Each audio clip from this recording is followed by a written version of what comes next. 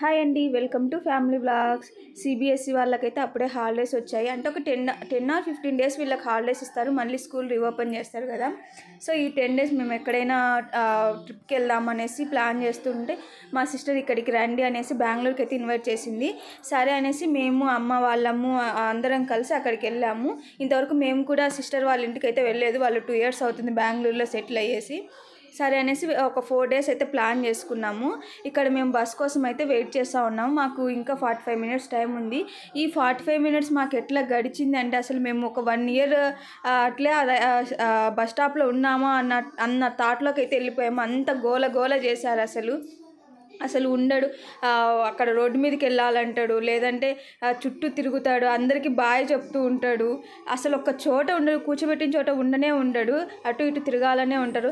ఒకసారి వాళ్ళ డాడీ ఇట్లా పట్టుకుంటూనే ఉన్నాము. ఆ 45 minutes మాకైతే అసలు ఈ ట్రిప్ అవసరమా అన్నట్లు అనిపించింది. అంత అతి చేస్తారు. ఇక్కడ చూడండి, అసలు టేబుల్ కింద దూరుతారు, టేబుల్ కింద అసలు ఇష్టం వచ్చినట్టు చేస్తూ ఉన్నారు. మేమైతే ఎప్పుడెప్పుడు బస్సు వస్తుందా ఎక్కేసి అందులో మంచిగా కూర్చోవచ్చు అన్న థాట్లో అయితే ఉన్నాము. ఇంకా ఫైనల్గా బస్సు అయితే వచ్చింది. సరే బస్సులో అయినా సైలెంట్గా ఉంటాడా అంటే లేదు. అసలు ఆ బస్సులో కూర్చుని వెంబడి ఒకటే ఏడుపు, నేను దిగేసి వెళ్ళాలి అనేసి కిందికి దిగుతాడు. ఆ బస్సులో నిల్చుని వెంబడి ఆ బస్సు సడన్ బ్రేక్ వేసిన వాటిలో కింద పడతా అనే భయం మాకైతే ఉండింది. కానీ అసలు ఉండడు. మేము ఎన్ని తన మైండ్ డైవర్ట్ చేయాలన్నా సరే తనైతే వినట్లేదు. అసలు దిగేసి వెళ్ళిపోవాలి ఉంటాడు. విండోలో వాళ్ళ డాడీ అన్ని చూపిస్తా ఉన్నా కూడా లేదు నేను కిందికి వెళ్ళాలి అంటాడు. కొద్దిసేపు సాంగ్స్ పెట్టాము. అయినా అసలు పక్క వాళ్ళ సీట్ దగ్గరికి వెళ్ళేసి వాళ్ళ దగ్గర ఉన్న బిస్కెట్స్ కానీ ఏమన్నా కురుకురే కానీ ఇట్లా ఏమన్నా తీసుకొని వస్తారు. మాకు అనిపించింది ఇప్పుడే ఇట్లా ఉంటే ఇంకా 4 days ఎక్కడికైనా బయటికి వెళ్తే మా పరిస్థితి ఏంటా అని.